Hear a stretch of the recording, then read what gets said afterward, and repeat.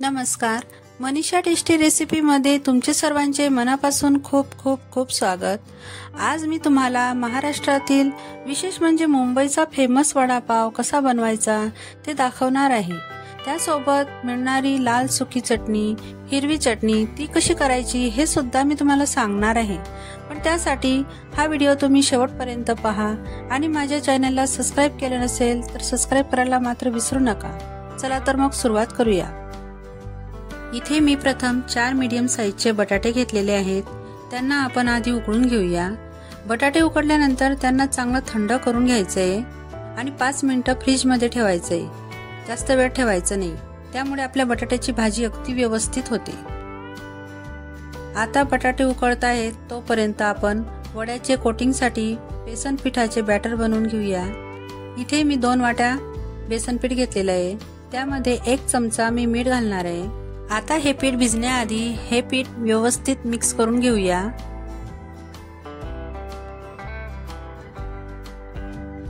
आता यात थोडं पाणी घालत पीठ भिजून घेऊया, पण पाणी जास्त न घालता थोडं थोडं करतच त्यामध्ये घालायचंय व त्यातल्या गाठी मोडत जायच्या आहेत व पीठ भिजत जायचंय। आता चांगलं पीठ फेटून घ्यायचंय आपल्याला। हे बघा याप्रमाणे, त्यामुळे आपलं बॅटर व्यवस्थित भिजलं जातं। हे बघा याप्रमाणे यायला हवं, जास्त पातळही नाही व जास्त घट्टही नाही, त्यामुळे आपले वडे एकदम खुसखुशीत येतात। आता यावर मी झाकण ठेवून 15 मिनिटे याला असंच ठेवून घेणार आहे। आता आपण बटाट्याच्या भाजीचं वाटण तयार करून घेऊया। इथं मी अर्धा इंच आलं घेतलेलं आहे व 5-6 लसणच्या पाकड्या घेतलेल्या आहे। इथं 5-6 मी हिरव्या मिरच्या घेतलेल्या आहे। मिरची तुम्ही आवडीनुसार घेऊ शकता व 1 चमचा जिरं घेतलेलं आहे। आता याला आपल्याला असंच वाटून घ्यायचं आहे, यामध्ये पाणी टाकायचं नाहीये। हे बघा मी असंच जाडसर वाटून घेतलेलं आहे। हे आपलं भाजीसाठीचं वाटण तयार झालेलं आहे। आता वडापावाला आपण आतून जी हिरवी चटणी लावतो ते बघूया। मी 2-3 हिरव्या मिरच्या घेतलेल्या आहे, अर्धा इंच आल्याचा तुकडा घेतलेला आहे व 2-3 पाने हिरवे पुदिन्याचे घेतलेले आहे व मूठभर अशी कोथिंबीर घेतलेली मी। अर्धा चमचा मी मीठ घेतलेलं आहे यामध्ये व थोडंसं 2-3 चमचे मी इथं पाणी टाकलेलं आहे व असंच आपल्याला आता हे वाटून घ्यायचं आहे। हे बघू शकता आपली हिरवी चटणी पावाची तयार झालेली आहे।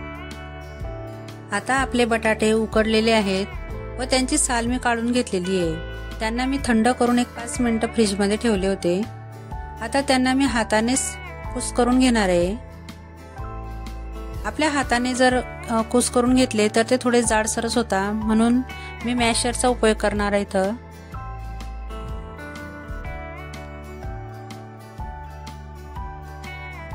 हे बघा मी मॅशरने चांगले आता दाबून त्याला मॅश करून घेणार आहे, म्हणजे जास्तीचे जाड तुकडे असतील ते बारीक होतील, छोटे छोटे त्यामध्ये तुकडे राहिले तरी काही हरकत नाही।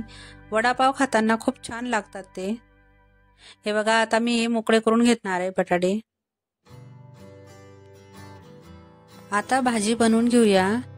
यामध्ये मी अगोदर 2 चमचे तेल घातलेले आहे। ते चांगलं कडकडीत गरम झालं की त्यामध्ये मोहरी घालून घ्यायची आहे। मोहरी तडतडायला लागली की आपण भाजीचं जे वाटण तयार केलेलं होतं ते घालून घ्यायचंय व गॅस कमी करून घ्यायचा आहे, कारण हे वाटण जळण्याची शक्यता असते। हे बघा चांगलं मिक्स करून घ्यायचंय। आता त्यामध्ये मी अर्धा चमचा हळद घेतलेली आहे, अर्धा चमचा मी हिंग घेतलेला आहे आणि अर्धा चमचा मी गरम मसाला घेतलेला आहे। तुम्ही यामध्ये धना पावडर किंवा जाडसर धणे हे टाकू शकतात। आता यामध्ये मी बटाटा पूर्ण टाकून घेते, ते चांगलं मिक्स करून घ्यायचंय। मी गॅसची फ्लेम लोच ठेवलेली आहे आणि एक अजून यामध्ये हळद थोडी कमीच घालायची, नाहीतर आपली बटाट्याची भाजी अशी काळसर दिसते। आता मी यामध्ये चवीनुसार मीठ घालून घेते। हे बघा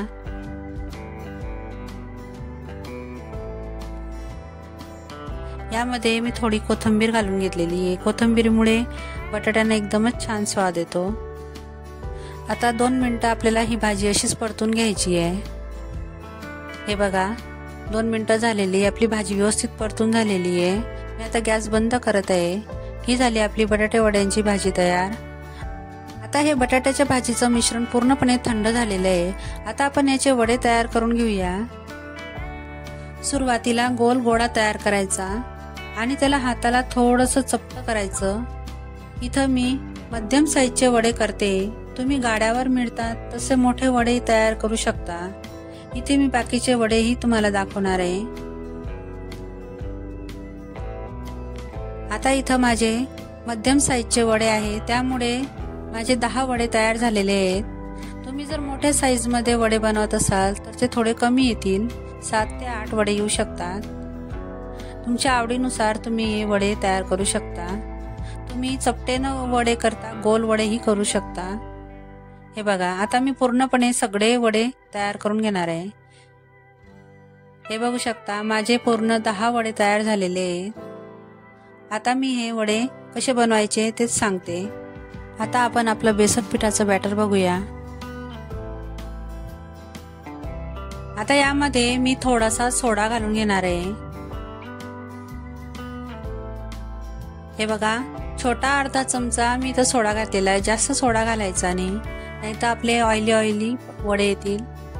आता त्यामध्ये थोडंसं मी पाणी घालून घेणार आहे, 2-3 थेंब पाणी टाकणार आहे, त्यामुळे आपला सोडा ऍक्टिव्ह होईल आणि मिश्रण हे चांगलं फ्लफी होऊन जाईल।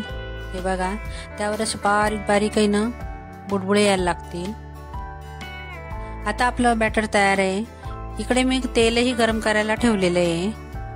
आता वडे तयार करताना तुमच्या हाताला चटका लागू नये म्हणून मी एकदम सोपी पद्धत सांगणार आहे। इथं असा बटाट्याचा गोळा घ्यायचा, तो बॅटरमध्ये डीप करायचा आणि असा आपला एक चमचा घ्यायचा, पोहे खाण्याचा चमचाही घेतला तरी चालेल, व त्याला अलगद असं उचलून आपल्याला तेलामध्ये सोडायचं आहे, त्यामुळे आपल्या हातालाही चटका लागणार नाही। हे बघा याप्रमाणे व्यवस्थित असे आपले वडे तयार होतात व व्यवस्थित फुगून येतात। हे बघा मी तुम्हाला दुसराही टाकून दाखवते। या पद्धतीने जर तुम्ही वडे तयार केले तर हातालाही चटका लागणार नाही आणि पटापट असे आपले वडे तयार होतात। हे बघा आणि उलटतानाही ते सहज लवकर निघतात, त्यामुळे आपले बटाटे वड्यांची जी भाजी आहे ती परफेक्ट आहे आणि ते बॅटरही आपलं व्यवस्थित आहे असं समजावं। आता मी हे वडे उलटून घेणार आहे। गॅस एकदम लो ते मीडियमच ठेवायचा आहे, नाहीतर आपले वडे चटकण्याची शक्यता असते। आता मी यांना काढून घेणार आहे।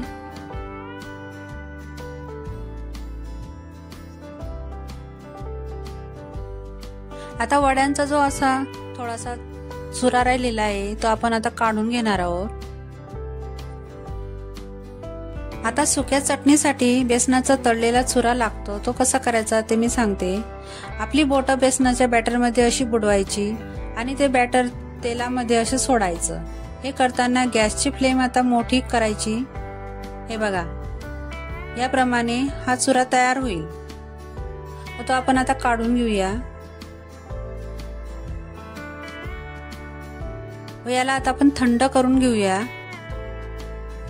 आता आपल्याला लाल सुकी चटणीसाठी लसूण हवा, त्यासाठी मी हा लसूण ठेचून घेतलेला आहे व त्याला असं तेलामध्ये तळून घेतलेलं आहे। आता आपल्याला वडापाव म्हटलं तर मिरची ही लागणारच, मिरची ही मी तेलामध्ये डीप फ्राय करून तळून घेतलेली आहे, खूप छान लागते ही वडापाव बरोबर। आता आपला बेसनाचा चुरा पूर्णपणे थंड झालेला आहे। आता आपण चटणी तयार करून घेऊया। आता इथं मी चटणीसाठी 5-6 लसणाच्या पाकळ्या घेतलेल्या आहे, 1 चमचा लाल तिखट घेतलेलं आहे व थोडंसं मीठ घेतलेलं आहे। मीठ जास्त घ्यायचं नाही। आता हे वाटण आपल्याला कोरडंच वाटून घ्यायचं आहे।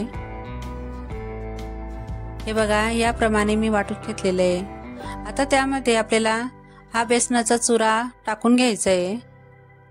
हेच सिक्रेट रेसिपी आहे आपली चटणीची। हे बघा, आता हे मिक्सरमधनं मी फिरवून घेतलेलं आहे। या पद्धतीने आपली लाल सुकी चटणी तयार आहे, जी आपल्या मुंबई साईडला गाड्यावर मिळते त्याच पद्धतीने मी केलेली आहे।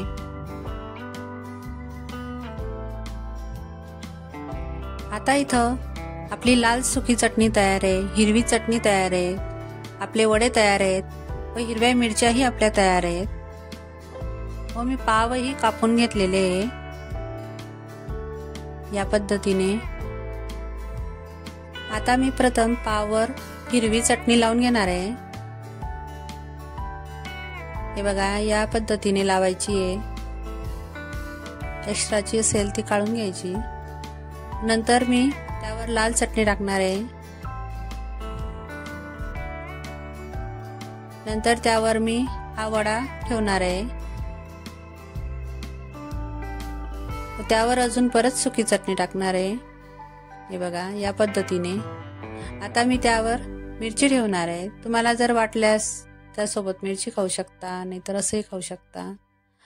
आता मी दुसरी पद्धत दाखवते।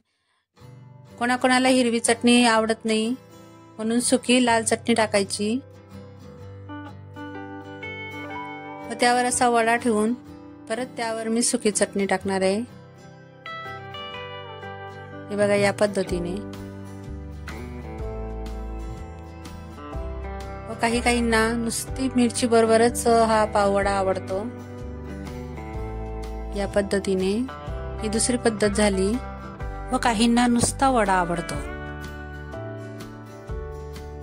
अशा पद्धतीने मी वडापावची संपूर्ण रेसिपी तुमच्यासोबत शेअर केलेली आहे। करून बघा। तुम्हाला हा व्हिडिओ कसा वाटला तो कमेंट करून सांगा। आवडल्यास लाईक करा, शेअर करा।